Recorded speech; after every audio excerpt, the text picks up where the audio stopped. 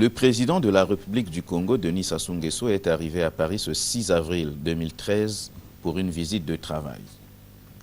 À l'aéroport d'Orly, la Légion d'honneur se tient là sur le tarmac, à distance respectueuse de l'appareil. Elle est venue rendre les honneurs au couple présidentiel congolais. Pour la couverture médiatique, un pool d'images est organisé derrière un cordon à l'entrée du hall de l'aérogare où le couple présidentiel ira saluer quelques minutes plus tard les corps constitués venus eux aussi en grand nombre. Mais dehors, ce sera une autre histoire.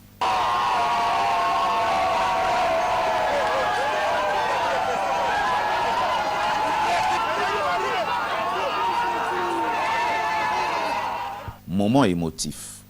L'espace est largement occupé par le public. La foule est nombreuse, gagnée par la joie débordante de voir le président. Un brouhaha s'élève. Tout le monde s'empresse pour saluer le président de la République et son épouse. Chaque pas vers l'affluence est salué par des ovations. Une grande clameur accompagne le bain de foule. Beaucoup de spectateurs se bousculent, comme si chacun tenait à le toucher de sa main en perpétuelle agitation. D'autres ont dû former une chaîne en se tenant par les bras. C'est une cour littéralement en état de siège, les assaillants étant les photographes, les journalistes, les porteurs de téléphones mobiles qui s'activent à prendre des images. Le bain de foule est encadré par une quadruple rangée de policiers, 2 de chaque côté au milieu des cris. Difficile d'entendre distinctement des cris qui s'échangent. Dans le crépitement des flashs, au fur et à mesure que le couple présidentiel parcourt l'espace noir de monde, la multitude explose en exclamations et applaudissements joyeux, des petits objets multiformes et multicolores agités à bout de bras. Dans la ruée, des airs de bienvenue sont scandés, alternés au son des tambours et autres instruments. L'ambiance est éclatante. À cet accueil sans précédent, le couple présidentiel répond par un sourire. Il est très ému, touché par l'extraordinaire mobilisation. D'un coup d'œil circulaire, le président de la République et son épouse englobent les masses innombrables, comme s'ils cherchaient à identifier chacun des manifestants qui ce jour ont tenu à leur témoigner leur attachement et leur soutien. Manifestement détendu, Denis Sassou Nguesso et Antoinette Sassou Nguesso semblent avoir rapidement oublié le long trajet en avion de plus de 7 heures. Dans ces quelques minutes arrachées à l'éternité, l'enchantement de tous aurait été de ne pas voir le couple présidentiel se dégager, s'éloigner, mais au contraire rester immobile. Pourtant, le couple présidentiel congolais partit en cortège vers le cœur de Paris sur un fond de grouillement sonore formé par les clameurs. Les acclamateurs, les claqueurs de mains et d'instruments divers enchantés s'attardent sur les lieux, gardent la ferveur vive et peinent à quitter l'aéroport. Ils peinent à oublier ce moment. Sans images, nul n'aurait pu un jour mieux traduire en mots ce qu'il vit cet après-midi à Orly pour commenter autant d'organisation et de précautions. Combien sont-ils ce soir à jubiler et à lui souhaiter la bienvenue? Comment trouver les mots justes pour peindre un tel événement? Comment pourrais-je être à la hauteur de restituer ce que je vis? Ce fut si émotif et très mémorable.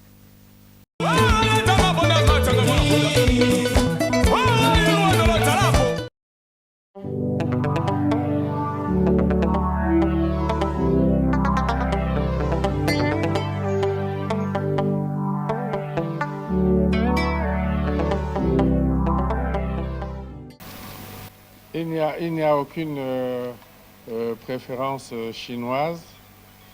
Et nous avons de longues traditions de coopération, d'amitié avec la France.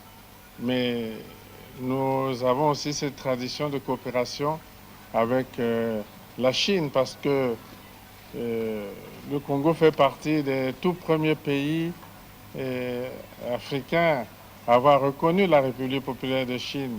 C'était en 1964. Et nous sommes à la 49e année et l'année prochaine, 2014, nous célébrerons le 50e anniversaire de l'établissement des relations entre notre pays et la Chine. Et depuis, nous avons travaillé ensemble et c'est ce que nous faisons aujourd'hui.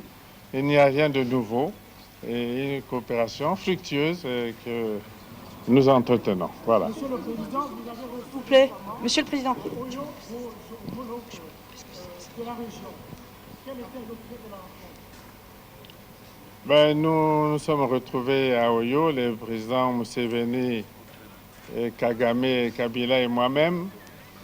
C'est pour rechercher les solutions de paix et de stabilité au niveau de la région des Grands Lacs et plus particulièrement au niveau de la République démocratique du Congo, à l'est de la RDC.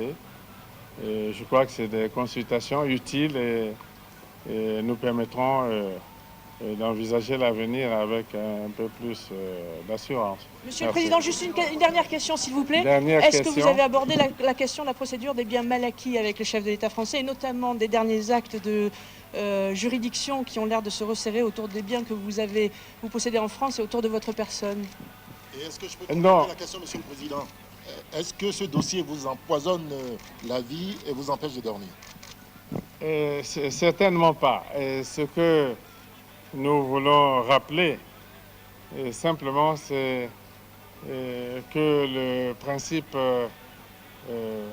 auquel nous avons tous souscrit au plan international est celui de la non-ingérence dans les affaires intérieures des autres pays, que ce principe soit respecté pour que la justice France ne se sente pas en droit de traiter des questions qui intéressent les problèmes intérieurs aux autres États. Voilà, c'est ça le principe. Le président a été reçu par son homologue français François Hollande. Quelle lecture faites-vous de cette réception? Bon, d'abord il faut dire que moi j'en ai parlé. Moi j'ai placé ce voyage dans le cadre des relations entre les États. Des relations d'État à État. Ici au Congo, nous-mêmes on n'a pas enlevé Denis Sassou Nguesso, c'est lui le président ici. En France c'est Hollande. Que les deux chefs d'État se rencontrent, il n'y a rien de plus normal que ça. Dans ce cadre-là, moi je n'ai pas une autre lecture que de constater que bon, deux représentants de deux États se sont rencontrés. Maintenant, de quoi ils ont parlé, ça mon vieux, le président Sassou va venir, il nous dira de quoi ils ont parlé. De quoi ils ont parlé. Mais moi je suppose, moi là, s'il était Hollande, d'abord s'il était Sassou, j'aurais demandé à Hollande, mais oui, mais moi mon mandat arrive à la fin. Vous avez un conseil à me donner. Et personnellement, j'aurais pu attendre à Hollande de me dire, oui, votre mandat arrive à sa fin, alors il faut vous préparer à partir. Et organiser dans votre pays un vrai dialogue avec les forces vives de la nation pour que vous ayez une bonne sortie. C'est le contraire. Mais le contraire ne se justifie nullement. Personne au monde ne peut imaginer le contraire. Parce que la Constitution congolaise dit c'est ça. On ne peut jamais aller contre la loi fondamentale d'un pays. C'est ça qui est très important. Personne, même les enfants qui ne sont pas nés, même les hommes qui sont morts, les hommes et les femmes qui sont partis, personne ne peut penser un seul instant qu'il va avoir le contraire. Non. Mais M. Mathias Njon, et pourtant le président a été accueilli en grande pompe. Cet accueil ne voudrait-il pas dire que nous voulons de vous rester encore au pouvoir, Monsieur le Président? Le président n'a pas été accueilli en pompe. Au contraire, c'est comme on fait ici. À Télé Congo d'ailleurs, où on mélange les images, on fait du faux, et on projette sur l'écran, on dit voilà les vraies images. Le président Sassou, c'est une catastrophe ce qu'il a fait. C'est même moi à sa place, je démissionnerais. Ce qu'il a fait. Payer des avions spéciaux ici, envoyer les Congolais à Paris. Les petits chômeurs qui traînent dans les rues de Brazzaville, on leur donne l'argent, ils ont pris l'avion pour la première fois pour arriver en France, ils sont partis. Alors voilà les gens qui étaient à l'aéroport. Et à Paris, j'ai pas fini. Et à Paris, qu'est-ce qu'on a fait? Quelque chose de très grave.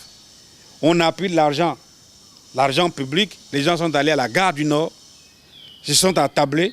Voilà, vous voulez aller accueillir le président, voilà, vous avez 200 €, 300 €. Allez-y, on a payé les gens de province. On vous paye le billet d'avion, amener 10 personnes. Chacun de vous a 200, 300 €. Avez-vous des preuves, M. Njon? Vous voulez avoir des preuves? Mais Paris est pavé de Congolais. Ceux qui ont pris l'argent, ils sont là. Vous êtes sûr qu'il n'y a pas de preuve que les yeux de Congolais n'étaient pas à l'aéroport? Et la bagarre qui s'était déclenchée à l'hôtel jusqu'à 2 h du matin. Ce n'est pas des Congolais, des gens qui étaient partis pour l'argent, les Ivoiriens. On peut les interviewer. Ils vous diront donc il n'a pas été reçu en pompe. Ce serait grave d'ailleurs. Il faut regarder cette visite sur 3 plans. Le premier plan, qui est le plus important, c'est que le Congo et la France entretiennent des grandes relations politico-économiques. Et que c'est notre premier partenaire économique. En ce sens-là, que le président de la République exerce une diplomatie politico-économique, il n'y a pas de problème. Nous ne pouvons qu'encourager cette démarche, puisqu'elle se fait de l'intérêt du peuple congolais. Deuxièmement, le président de la République fait partie d'un parti qui est un parti social-démocrate. Or, la social-démocratie, c'est-à-dire les partis de la deuxième internationale, ont un club. Et le Parti socialiste français aussi est un parti social-démocrate. Qu'il aille renforcer ses liens de politique entre les deux institutions, le Parti congolais du travail et le Parti socialiste français, dans le cas de la camaraderie de l'international socialiste, ça n'engage que le président de la République, son parti et le Parti socialiste français. Dernier point, c'est la préservation de l'intérêt national. Parce que le président de la République arrive en France dans un contexte trouble, où il y a des acteurs français de haut rang et collaborateurs du président de la République qui sont impliqués dans la criminalité financière. Je pèse mon mot, dans la criminalité financière. Et nous-mêmes au Congo, vous savez, et quand vous suivez l'intervention du président de la République au sortir de l'Élysée, il pose le problème des biens mal acquis. Donc, aujourd'hui, le troisième point que nous souhaitons, nous espérons que le président de la République a posé le problème de la moralité, la moralisation de la vie politique d'une façon générale. Autant les Français accusent le président de biens mal acquis, autant des biens mal acquis et les scandales financiers font cours en France aujourd'hui. Même au niveau et donc le troisième point là que je voulais dire, c'est la conséquence à tirer. Et la conséquence à tirer, madame, je voudrais aussi là vous le prendre dans le livre du président Sassou. Lorsqu'il dit, analysant la situation de la démocratie faite par le président Lissouba, nous sommes à la page 116 de son livre. Ce livre qui fut le point de ralliement entre le président Sassou et les intellectuels congolais. Il dit ceci à la page 116. Sous quelle forme apparaît la démocratie congolaise actuelle? Parlons du régime de Souba. Celle d'un contre-exemple, un népotisme triomphant, des fonctionnaires mal payés, des milices qui font la loi dans la rue, des dirigeants qui confondent leur intérêt propre avec les caisses de la nation, les médias de l'État soumis à la censure, une presse indépendante bâillonnée, un ethnocentrisme dévastateur servant à un clientélisme outrancier. Bref, tout sauf cette démocratie à laquelle nous aspirions et qui était promise dans tant de beaux discours. Et c'est ce troisième point, la moralisation de la vie politique nationale, qui doit être au cœur du débat d'aujourd'hui. Et c'est pour ça que nous disons, lorsqu'il va en France, il trouve ce débat sur la criminalité financière. Il revient au Congo, il retrouve ce débat sur la criminalité financière. Qu'est-ce qu'il faut faire? Mais il faut c'est lui l'exécutif. C'est lui l'exécutif. C'est à lui de faire que ce qu'il a écrit et qui a entraîné notre adhésion soit désormais respecté.